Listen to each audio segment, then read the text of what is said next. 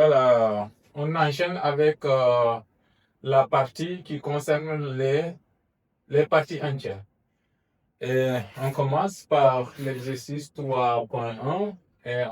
La première question, c'est de montrer que pour tout x, y dans R, si x est inférieur à y, alors la partie entière de x sera inférieure à la partie entière de y.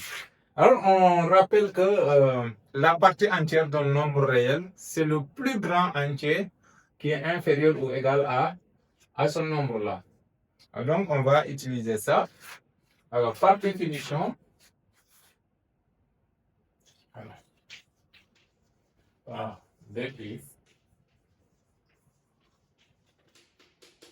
par définition, on a E de x inférieur ou égal à s. Donc, si x est inférieur à y, alors E de x sera aussi inférieur ou égal à y par transition.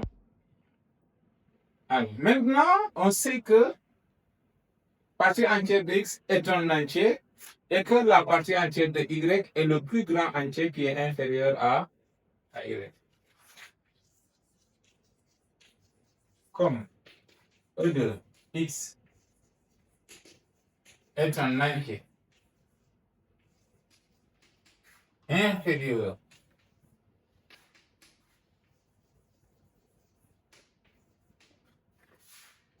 à y et que E de y est le plus grand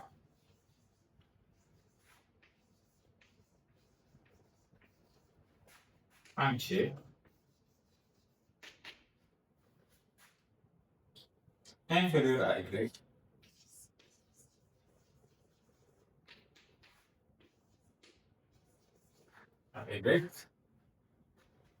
Alors, on a E de x inférieur à E de inférieur à y. Ce qu'il fallait montrer. Alors là, on a juste utilisé la conséquence de la définition de la partie entière ou bien la définition même de la partie entière. La deuxième question. Ok, on enchaîne avec la deuxième question. Et là, on veut montrer que si x est un nombre réel qui n'est pas un entier, alors la partie entière de moins x est égale à moins partie entière de x moins 1. Donc, soit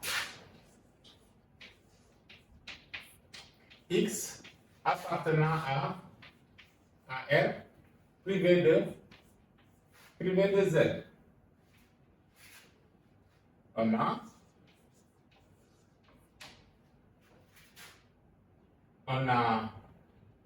E de x strictement inférieur à x qui est strictement inférieur à E de x plus 1. Alors ici, on met l'inégalité stricte parce que x n'est pas un entier. Alors, comme x n'est pas un entier, la partie entière de x ne peut pas être égale à x parce que x, la partie entière de x est un entier. D'où l'inégalité devient stricte si x n'appartient pas à z. Alors, en multipliant par un signe moins, on obtient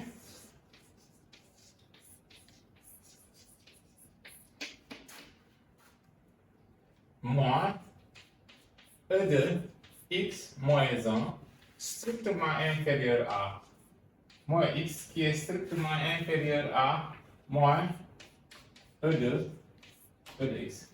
Alors, on constate que x est strictement compris entre deux entiers consécutifs.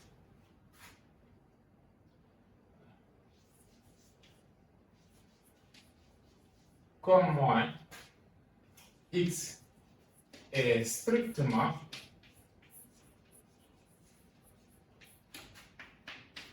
compris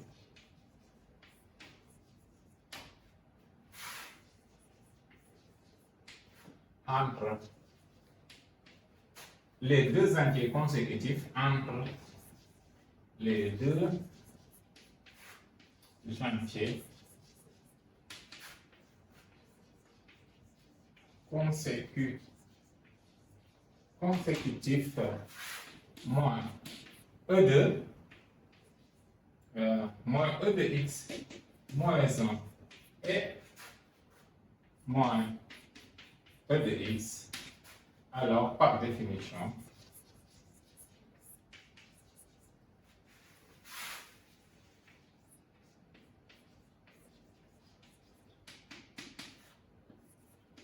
E2 moins x, c'est l'entier le plus petit, et c'est égal à moins E de x moins 1, tel que c'est demandé dans la question. Alors, la troisième question. Troisième question, on se donne aussi deux réels. Soit x virgule y de réels. On a point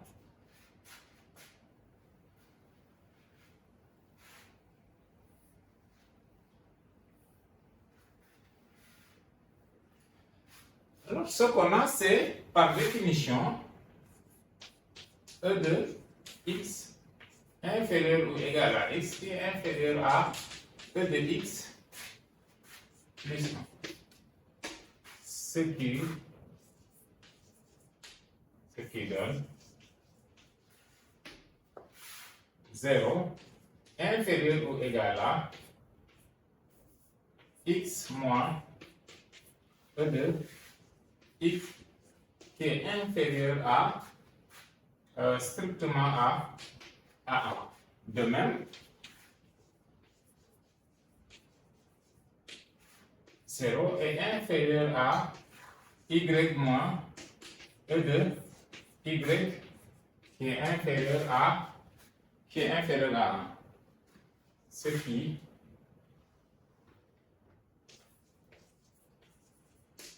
implique en faisant la somme membre à membre, 0 sera inférieur à x plus y moins E de x plus E de y qui est strictement inférieur à 2. D'accord? Alors, on a aussi de notre côté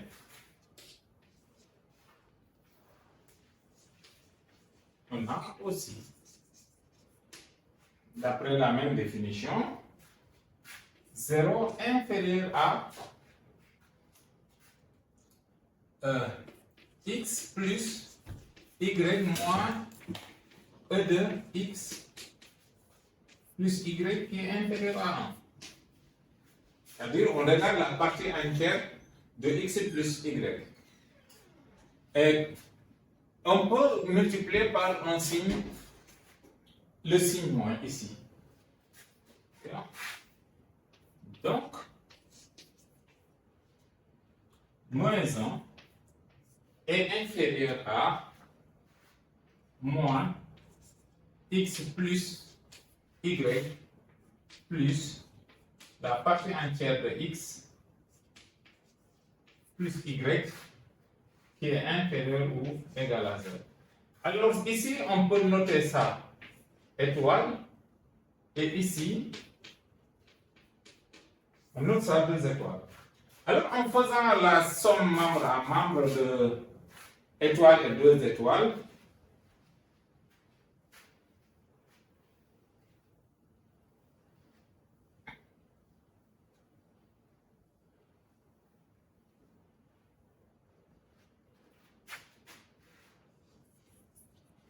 en faisant la somme membre à membre de étoile et de étoile, on obtient ce qu'on obtient, c'est là, et là, ici il y a une inégalité large, ici on a une inégalité stricte, c'est moins 1, strictement inférieur à. Alors là, on a plus x plus y, et ici on a moins x plus y, donc si on fait la somme, ça disparaît. Donc ça va rester cette quantité moins celui-là. E de x plus y moins E de x moins E de y. Et donc c'est celui-là moins celui-là. Et là on a 2 moins 0. Une inégalité large ici, une inégalité stricte ici. C'est donc strictement inférieur à 2. Alors, ici on remarque que cette quantité-là est un entier strictement compris entre moins 2 et entre moins 1 et 2.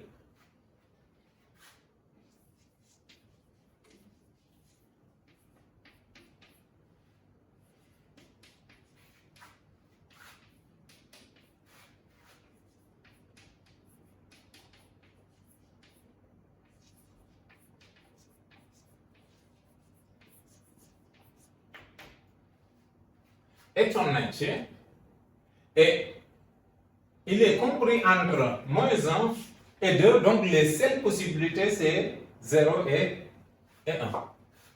Alors, un entier compris strictement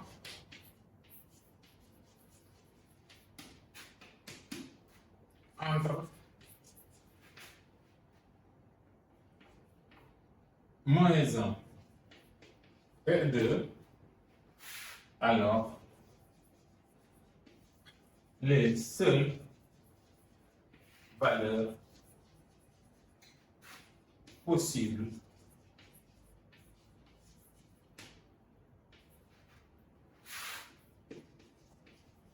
pour E de x plus y moins E de x moins E de y sont 0 et 1. Donc, il ne peut pas prendre autre valeur différente de 0 et 1. D'où, quel que soit x, y appartenant à R2, le résultat demandé c'est que virgule E de x plus y moins E de x moins E de y appartient à l'ensemble 0, 0. Et donc ce qui achève la démonstration de la question numéro 2. Alors on va attaquer la question numéro 3.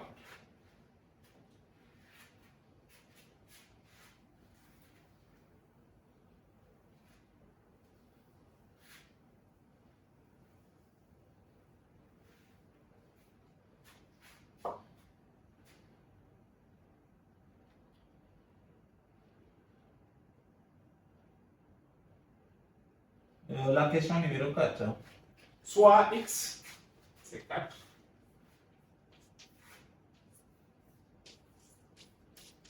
Soit x appartenant à R et Q appartient à Z1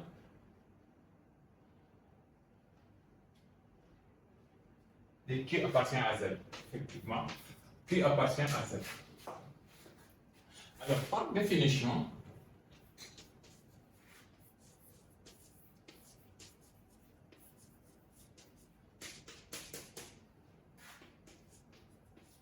on a E de X inférieur ou égal à X qui est inférieur strictement à E de X plus 1. Alors, on ajoute qui partout, ce qui entraîne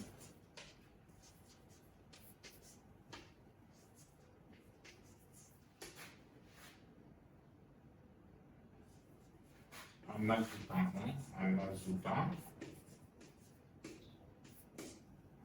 ajoutant Q,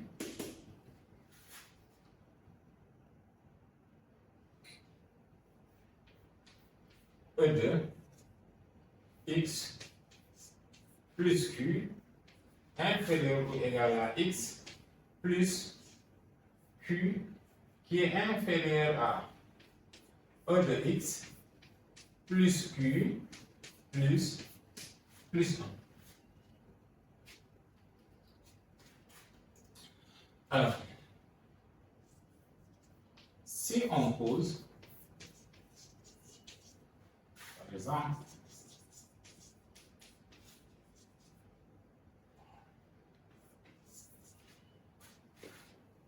exemple E de X plus Q égale à N,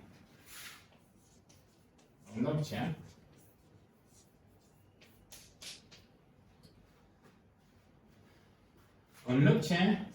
N appartient à Z. Pourquoi? Parce que la partie entière est un entier, Q est un entier, donc la somme de deux entiers est un entier, et N inférieur ou égal à X plus Q qui est inférieur à N plus 1, et là c'est la définition même de la partie entière parce que X plus Q est compris entre deux entiers consécutifs. Donc par définition de la partie entière de X plus Q, maintenant,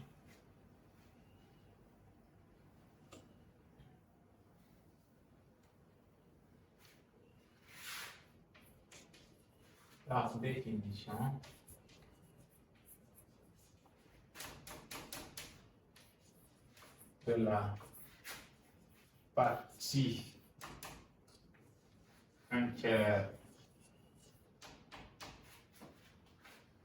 de la partie entière de X plus Q, on a E de X plus Q égale à N qui est égal à E de X plus Q, d'où le résultat. D'où, quel que soit X appartenant à R, quel que soit Q appartenant à Z, virgule, partie entière de X plus Q est égal à E de X plus Q. Alors, attention, donc remarque,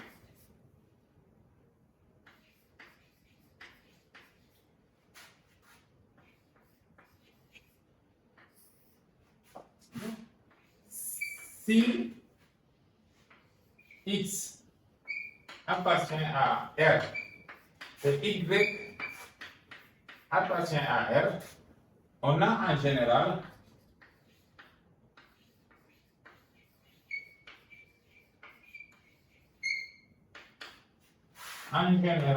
E de X plus Y différent de E de X plus E de Y. Donc la partie entière d'une somme, ce n'est pas toujours la somme des parties entières. Ce n'est vrai que si X est un réel et y1 en entier. Exemple, pour illustrer cela, on prend x égale à 1, x égale à 1 demi et y égale à 1 demi aussi. Voilà. On a E de x plus y égale à partie entière de 1 demi plus 1 demi qui est égal à la partie entière de 1 et ça vaut 1. Et la partie entière de x plus la partie entière de y, c'est la partie entière de 1 demi plus la partie entière de 1 demi. Comme la partie entière de 1 demi c'est 0, ça vaut 0 et on voit qu'on n'a pas l'égalité. Voilà, c'est ce que je voulais ajouter un peu pour cette question.